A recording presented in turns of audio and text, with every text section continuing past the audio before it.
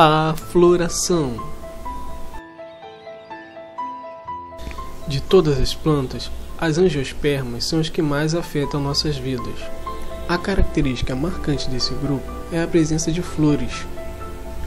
As flores contêm partes reprodutivas da planta, sendo de importância crucial não somente para a geração da progênie, mas também para a evolução da espécie.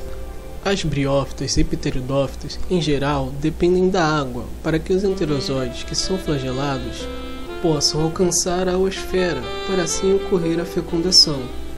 Entretanto, nas gimnospermas, os gametófitos masculinos são principalmente carregados pelo vento até as vizinhanças do gametófito feminino. Desta maneira, nas gimnospermas, a água não é mais necessária para que as células espermáticas cheguem até a oosfera. Com isso, as angiospermas, por sua vez, adquiriram um conjunto de características que atrai uma grande variedade de animais polinizadores que asseguram um alto grau de polinização cruzada e desenvolvimento evolutivo. Vejamos agora como isso ocorre na natureza. Um dos maiores exemplos na natureza é a borboleta, que ao sugar o néctar das plantas leva consigo o pólen, que vai fecundar outra planta.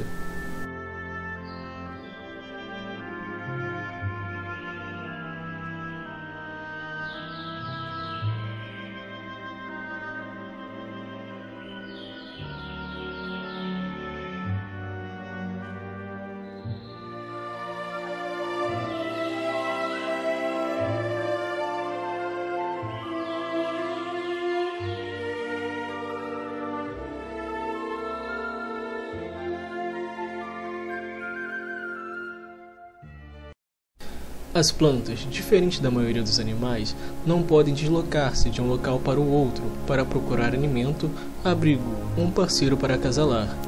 Em geral, as plantas têm que satisfazer essas necessidades por meio de crescimento direcionado e das estruturas que elas produzem. Muitas angiospermas desenvolveram um conjunto de mecanismos pelos quais respondem ao ambiente externo. São exemplos: fototropismo é o crescimento em resposta à incidência direcional de luz. Como exemplo, vemos o girassol, que cresce em direção ao Sol. Gravitropismo é o crescimento em resposta à gravidade. Pode ser gravitropismo positivo ou negativo. No gravitropismo positivo, temos o crescimento em direção da gravidade. Como exemplo, temos raízes, que crescem em direção ao solo. Já no gravitropismo negativo, temos o crescimento contra a gravidade. Um exemplo é o crescimento do tronco das árvores para cima. Tigmotropismo é o crescimento em resposta ao toque, uma resposta ao contato com um objeto sólido. Um conhecido exemplo é a planta conhecida popularmente como dormideira. Heliotropismo está relacionado ao rastreamento solar. Folhas e flores orientam-se relativamente aos raios solares durante o dia. Resulta da mudança de turgor nas células do pulvino. Novamente, como exemplo, temos o girassol. Existe também o termonastismo, que é a resposta de determinada parte da planta à temperatura exercida sobre ela. Para exemplificar esse fenômeno, temos a Portulaca oleracea, que nós vamos falar um pouco agora. A Portulaca oleracea, conhecida popularmente como beldroega, é uma planta herbácea, suculenta e anual. Podem ter flores de cor branca, amarela ou vermelha. É comumente confundida com a popular 11 horas, Portulaca grandiflora, embora esta possua folhas em forma de agulha e, como o próprio nome sugere, possui uma grande flor. Esta planta cresce espontaneamente em solos agrícolas ricos em matéria orgânica, podendo ser plantada tanto em climas frios ou quentes. Sua utilização vem sendo feita pela culinária, na forma de saladas e refogados, e pela medicina, na forma de ervas medicinais.